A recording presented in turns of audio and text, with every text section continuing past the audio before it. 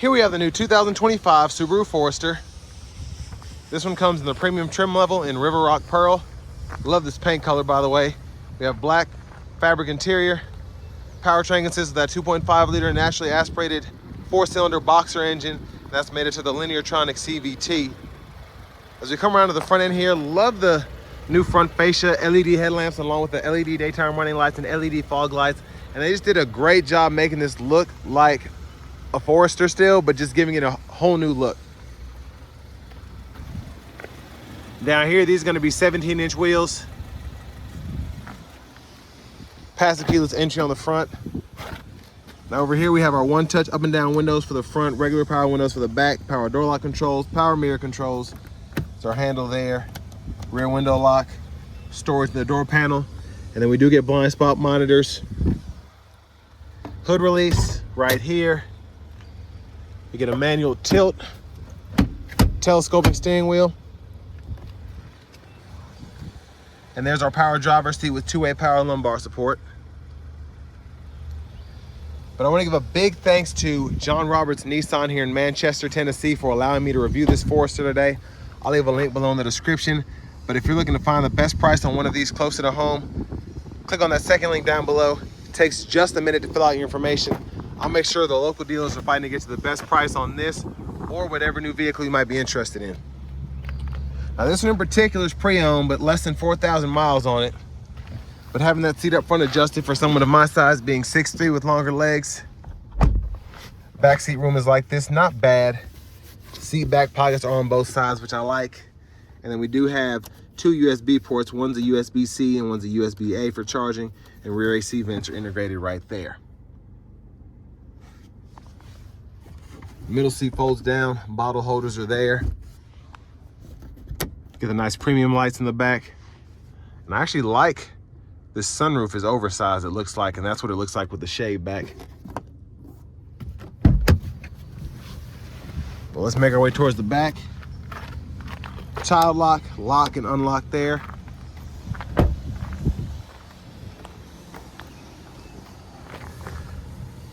And a nice back end there. Here's a look at the exhaust underneath the vehicle.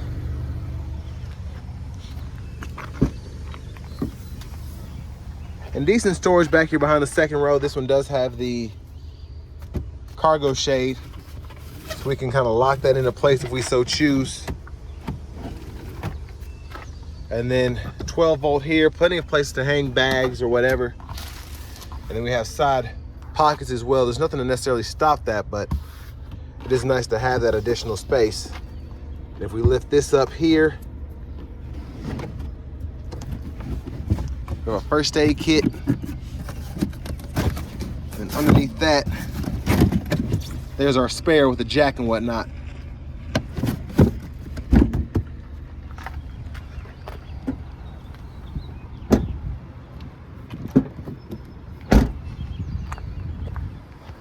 Now fuel door, click there, it's a gas cap.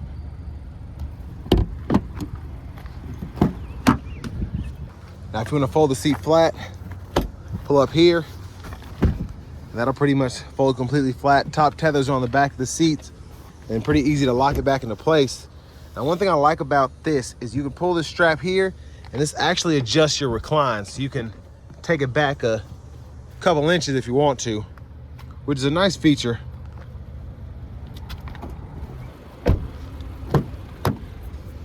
Front passenger seat, manual seat back, manual seat bottom.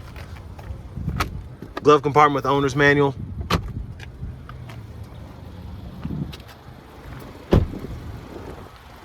And as we come back around to the front end, we're just going to take a quick look in the engine bay. And there's the 2.5 naturally aspirated 4-cylinder. Let's go ahead and hop in the driver's seat.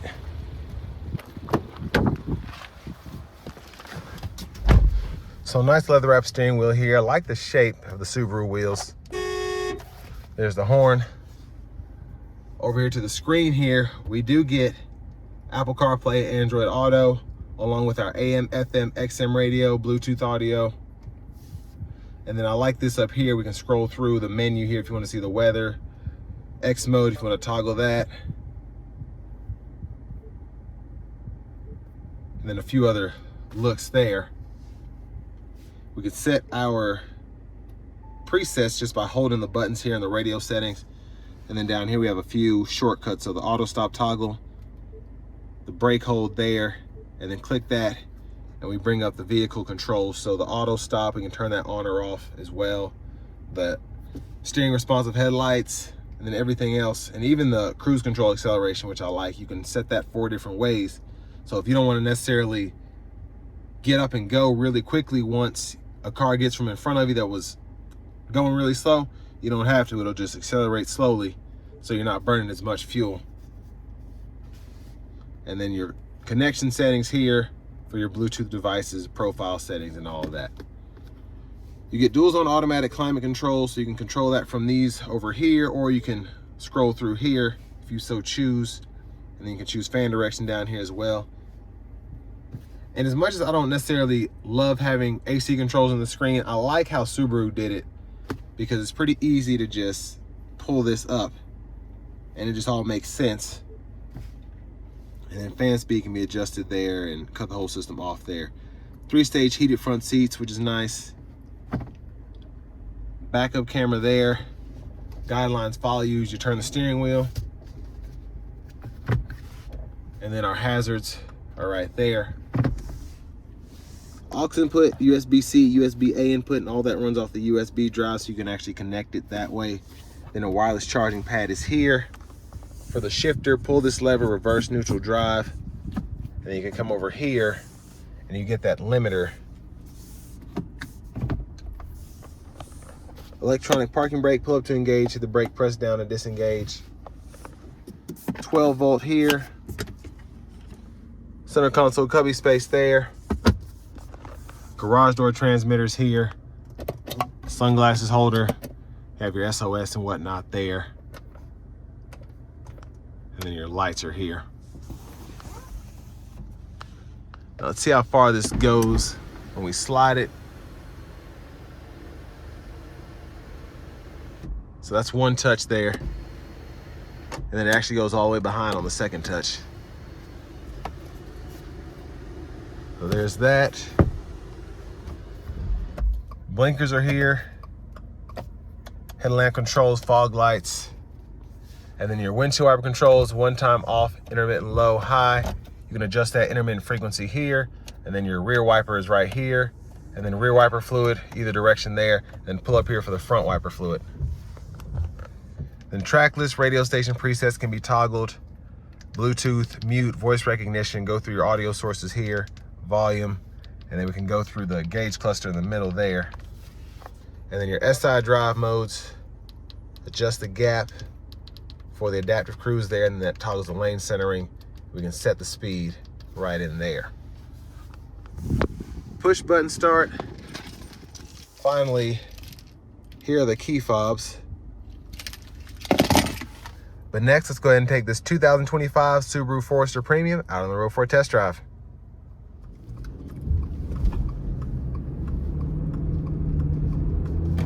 So starting the test drive in this Forester here, pretty good pickup with this engine. And it actually surprises me every time I get behind the wheel of one of these 2.5 Subarus, because the Lineartronic CVT, just like the Xtronic CVT from Nissan, gets your 2.5 4-cylinder engine up to speed very nicely. Just very impressed by that.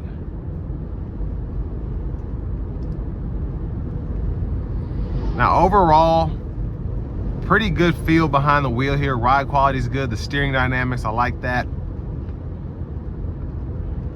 I don't even know what drive mode I'm in now. I think I'm in the I mode, but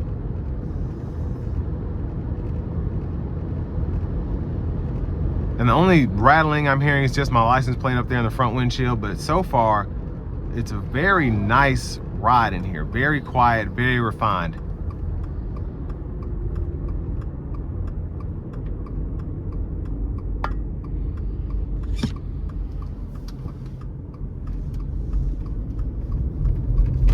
Now with this one having the optional cargo shade, that makes just a tad bit of noise. but not really a bad thing at all.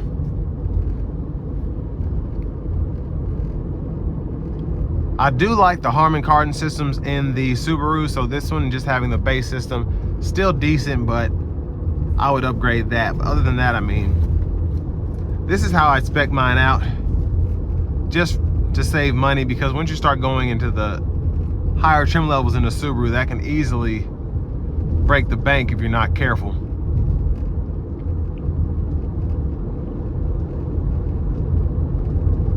But a lot of what they did with this new Forester, it was kind of a long time coming. Obviously the screens and whatnot are pretty much all the same in the Subarus, just having this tablet style here, while still having knobs and buttons on the sides for the AC and the radio.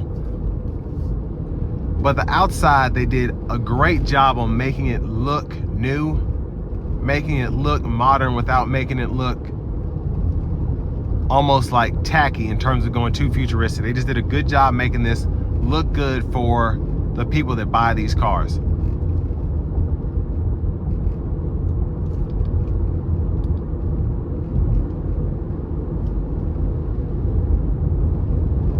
And it's just crazy how quiet it is in here, just driving down the road.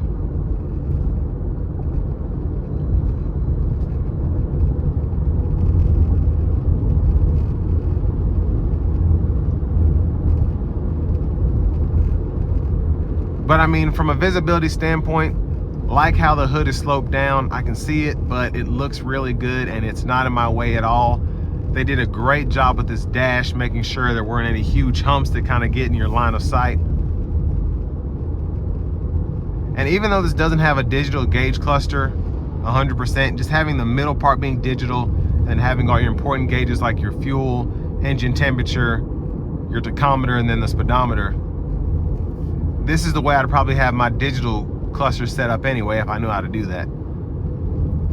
So again, in this market, people don't want necessarily something that's complicated. They don't want something that looks super futuristic. They just want all the stuff that they like having, and they want a vehicle that looks good and feels good on the inside, and that's what Subaru did with this Forester.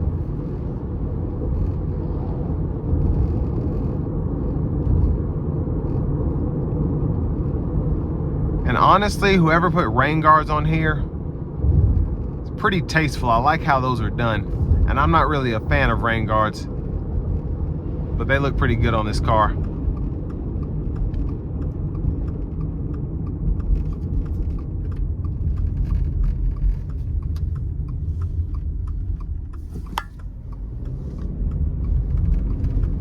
Now we're gonna get it going, put it into sport mode.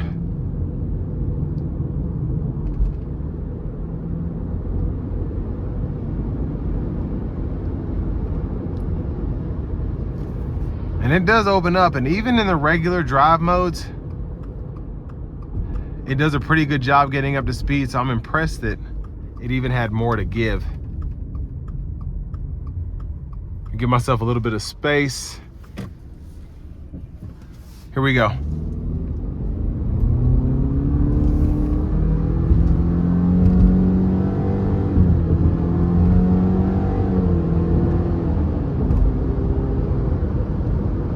So got up to speed very nicely. And I like that I was able to kind of get that going because this has some miles on it. As opposed to when I get behind the wheel of a new car, I can't necessarily floor it because it doesn't have anything, it hasn't got warmed up, if you will. So I'm glad that I was able to get this with 4,000 miles to really put my foot to the floor and see what this thing can do. And it did a great job getting up to speed for a naturally aspirated 4-cylinder. I do want to give one more big thanks to John Roberts Nissan here in Manchester, Tennessee, for allowing me to review this car today. I'll leave a link below in the description. Now, if you are looking to find the best price on one of these new closer to home, click on that second link down below. It takes just a minute to fill out your information, and I'll make sure the local dealers are fighting to get you the best price on this or whatever new vehicle you might be interested in. But lane centering's doing a great job. Adaptive cruise is great. And all in all, just a a solid vehicle. I think Subaru did a great job, but they've always been doing a good job with these. That's why they're still in business without really having anything that's, they don't have a Land Cruiser coming out or anything like that. They just have their market share, and the people that are in the Subaru market love their Subarus. And there's no difference here. They've just done a great job with refining this in terms of the looks, keeping up with the features and all of that.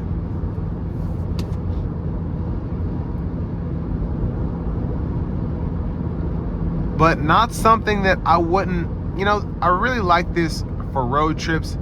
I think you can get upwards of almost 30 miles per gallon with this setup, but it's just so easy to drive. It's so calm, it's so refined, but then you still have the storage that you would expect from a small SUV with something that drives like a Subaru. And again, that's why people that get these cars love them and keep getting more of them, because they just do a great job making the Subaru community happy with the cars that they build.